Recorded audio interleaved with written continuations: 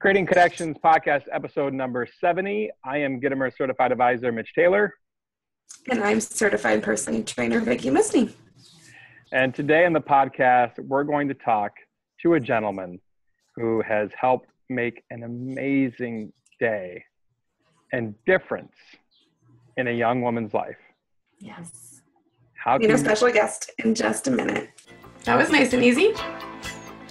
What are you talking about? This also speaks to a much bigger issue. Providing personal solutions through understanding people. This is the Creating Connections podcast with Gittimer Certified Advisor Mitch Taylor and Certified Personality Trainer Vicki Musney. Welcome to Creating Connections podcast, episode 70. I am Gittimer Certified Advisor Mitch Taylor. And I'm Certified Personality Trainer Vicki Musney. You really rolled that together really fast. You want to try that again? Okay. You are a certified personality trainer. And I said that almost as fast as you say, I'm a certified advisor. So we're even. Awesome. And today on the podcast, we have our good friend, Alton Olson. And Alton is from Soundfire DJ out of Green Bay, correct? That is correct. Awesome. Thank you for joining us today on the podcast, Alton. And I'm really glad that you could be here. I'm excited. Yeah. Thank you so much for having me here. I appreciate it. I love that you have lava lamps in your office. Of course. Nice. I have one on my dresser. Sorry. I'm looking for it. I don't see it. For yellows. No, I'm not in my bedroom. I'm in my office. Oh. I don't podcast from my bedroom. Today on the podcast, we discuss Vicki's bedroom. I did do one episode in my Yamas a long time ago. Right. Big Daddy was like 5:30 in the morning. Moving right along, let's get out of Vicki's bedroom and back to the podcast. We are going to talk about today an experience that Alton had an opportunity to help craft. Yeah, you were a part of a really, really cool event this last week.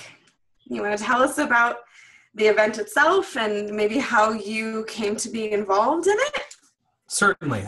So I was very fortunate and blessed to be a part of an event for a young lady who has a condition called spinal muscular atrophy.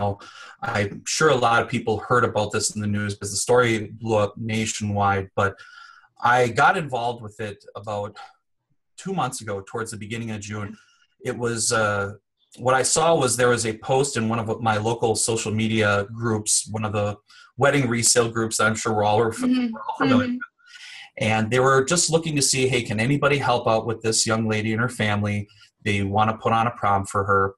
And when I went and read the story, I saw that they had, they posted a link to a GoFundMe page that they had set up. And I read through the story of what they were doing, and essentially the story is that this condition causes a lot of pain and suffering, and she doesn't want to have to continue to go through that pain. So she wants to stop her treatment, which in effect will eventually end her life in a way, but it's kind of like being on life support. You know, you choose whether you want to be on it or not. In this case, she's choosing she doesn't want to have it anymore.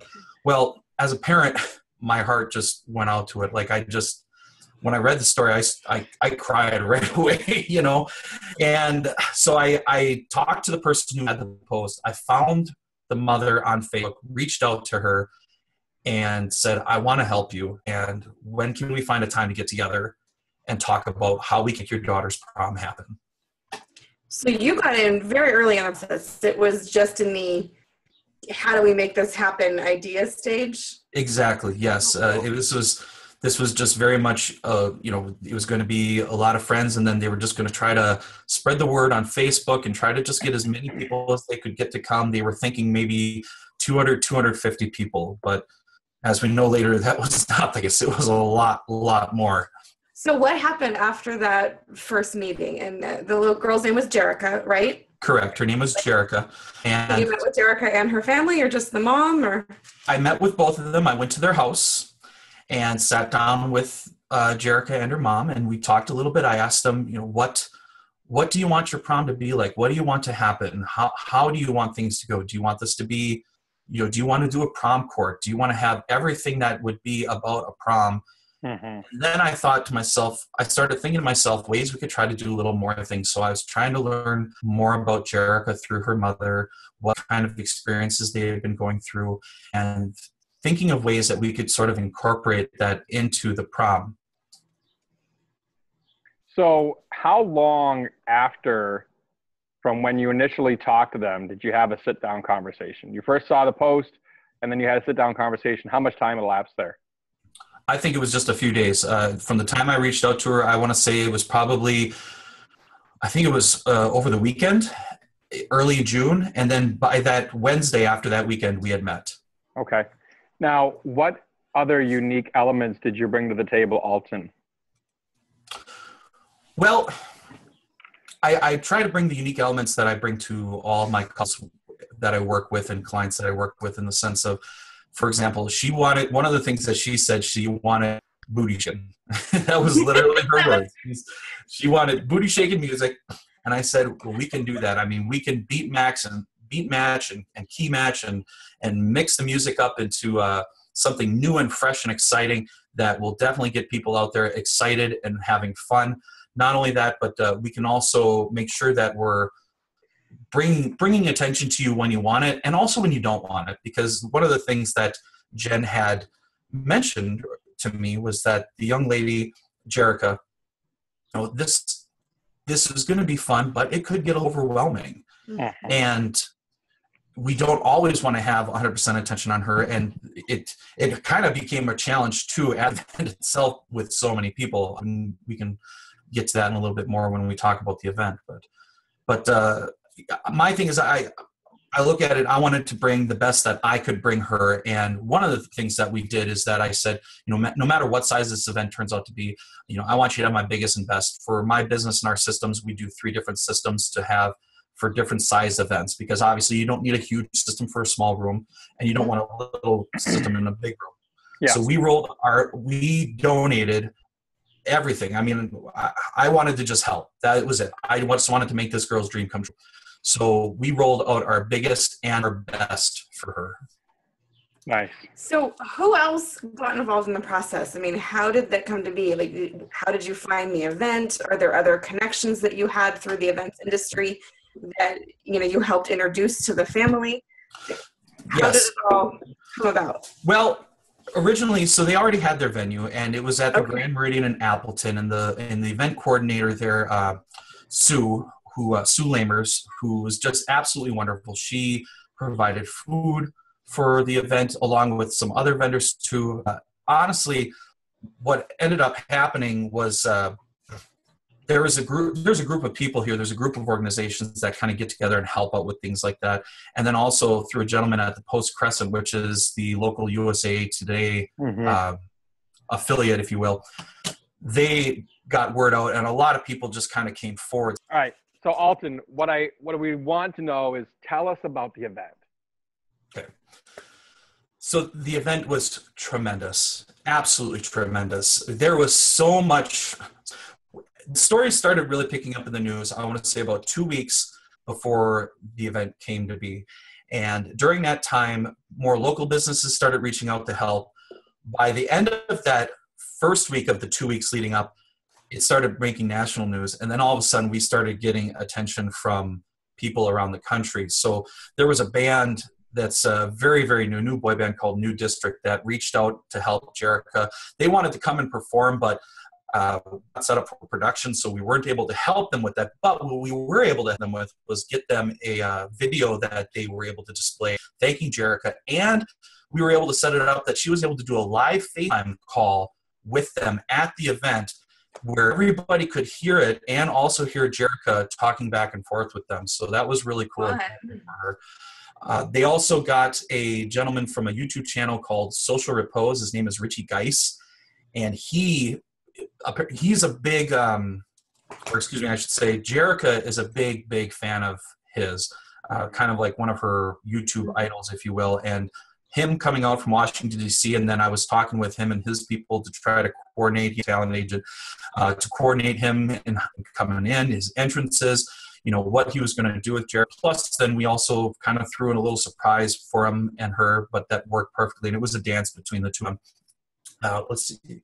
Some other things that happened. We had some dancers come in too. We had a gentleman from the Milwaukee Ballet whose name was Isaac Sherritt, and he did a contemporary piece. One really interesting thing, and I guess this is a part where I really had to step in and try to help out a lot, is that there was another dance team from Milwaukee who I won't mention their names, but they volunteered to come forward, and then they ended up not being able to make good on the promise of coming forward. So with my connections, knowing a few other people in this area, in my area, that dance studios, I was able to get another dance team to replace them the same day. This all happened the morning of.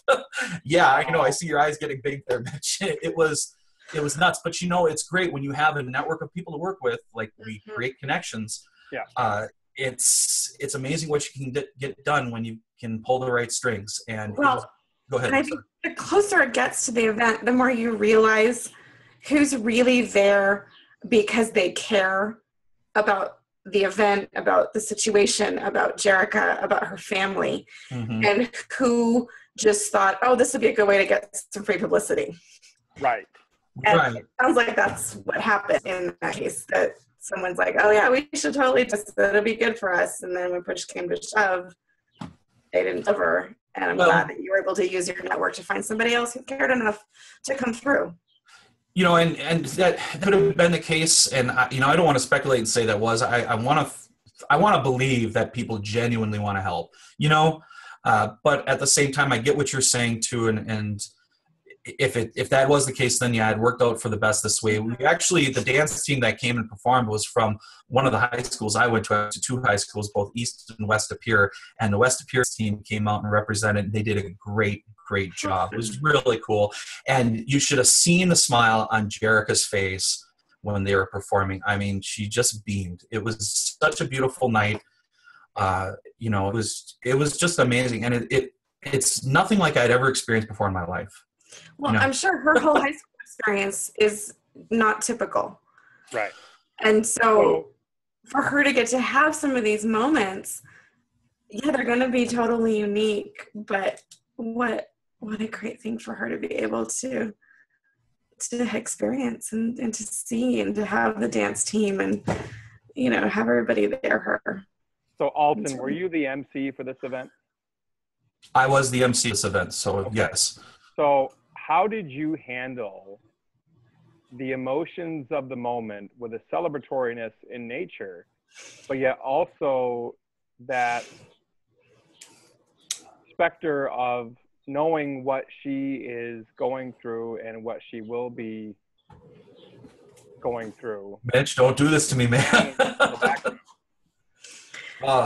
Dude, okay, so you're going to get me, all right? Because night...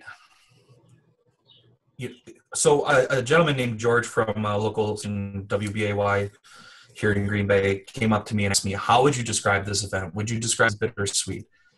And I had gone into this with the attitude and the viewpoint that this is a celebration of her. This is celebrating her life. This is celebrating her spirit. This is celebrating her courage and all the positive, wonderful things about this young lady. That's what I had to focus on and view.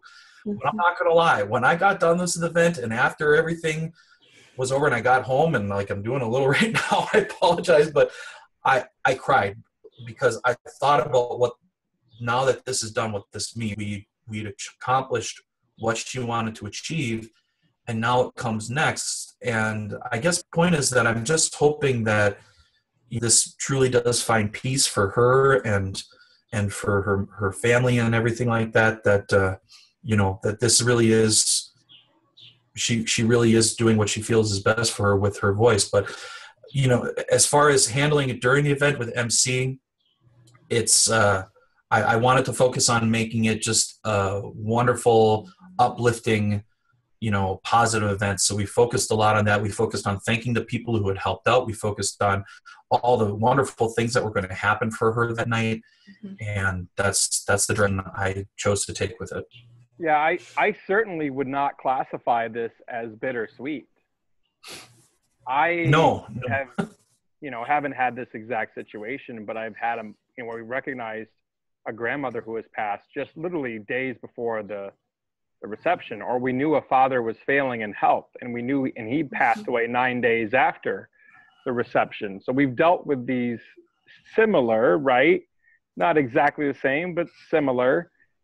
And my always charge at that point is just a case of, we are not only here tonight to help her celebrate her life or this person's life, whatever it might be, but let her be the reminder to you to carry on that legacy, to instill in that celebration of life.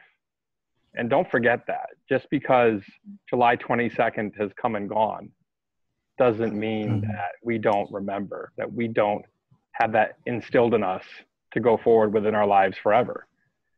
Absolutely. And to have been able to create a celebration. Yes. And give her family and friends, that's going to be the memory that they get to hold on to. Yes. They're going to be remembering her at her best. Yes. And when she's happy and when she's surrounded by the people and the community that loves her and supports her, so that's a gift to the whole family. I agree completely. And I really hope that they felt that this, like I said, I really wanted this just to be a celebration and to be about her and her family, and just really having the experience that they wanted to have with it. That was my goal. So what has been the response since the event? I mean, for Jerica, for Jerica, it's been amazing. Now, this is something interesting. There is a fan page that was started, and there's I saw it today or yesterday that there may be some doubt that whether they actually started it or not, but a fan page was started about her, and it went from having a couple hundred likes, the moment it opened, to having over 90,000 within, your eyes are huge. I know, mine too. In a matter of days. This was since last Friday. It's Tuesday. That's awesome. Yesterday they had over 90,000 likes on this Jerica fan page. And so, I mean, just the amount of outpouring love and support that people around the country have had for this young lady is just incredible. Even for the dance itself, people drove from great distances to come. There was people that drove from Indiana that I spoke with, and I heard of a family that had driven all the way from California to be there that night for her. Wow. And it all starts with asking one simple question. How can I help? Exactly. That is exactly how it started. Mitch, you said it perfectly, and that's all I had on my mind when I saw this story. I wanted to help. I know that a lot of the other people that stepped in to help, we had I do want to mention another lady, her name. Yeah, please, if there's other people that you want to thank. Please, yeah. Let's go through that now because we got to wrap in a second. Sure. So Lisa from Wedding Perfect, I believe based out of Oshkosh, she did all the decorating. I mean, the place looked fantastic. There was pictures. You had like her favorite colors and everything too. Yes, lime green and black was what the place was decorated with. And, if there's any links that you want to share with this, we have a link. We have a service that we partner with called Eversnap. And what it is that people are able to use their phones to take pictures of the event, and then they're live streamed to a screen that we had set up in the room so that people can see the pictures of the event. So we also have that, and then they get to keep that forever because the pictures immediately go to our couples and our clients when they have those pictures taken at their events. So we have some of those. We can share a link to it because it has been shared publicly. And if anybody wants to see some videos and images of the event. Awesome. Yeah. Who else would you like to thank, Alton, that helped out with this event? I would like to thank the band New District for their wonderful love and support. I was speaking with them and their manager for a couple days leading up to the event. That sent Jerica, sent her a nice gift of an American Girl doll that she really wanted.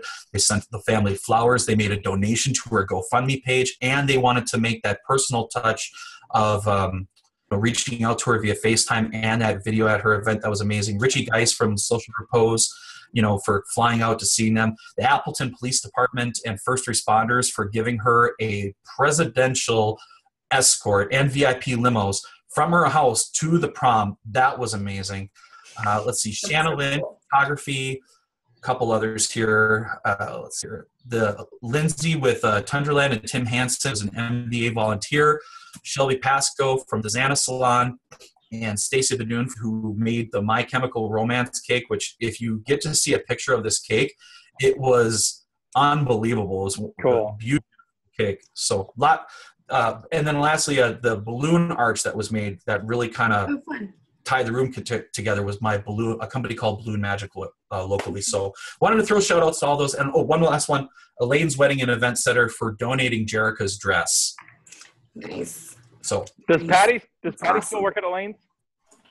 That I'm not sure. I'll have to check. I used to know Patty who works at Elaine's, or used to work at Elaine's anyway. Used to work up here. So awesome.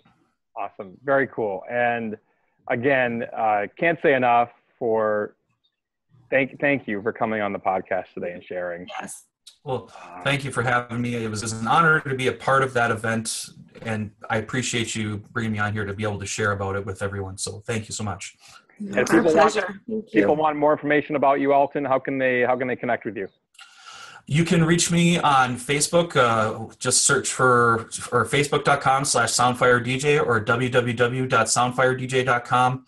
And feel free to reach out to me through my website, through Facebook, or you can email me at alton@soundfire.com as well. Awesome. Thank you very much, Alton. Greatly appreciate you being on the podcast today. This has been Creating Connections, episode number 70. I am Gittimer Certified Advisor, Mitch Taylor.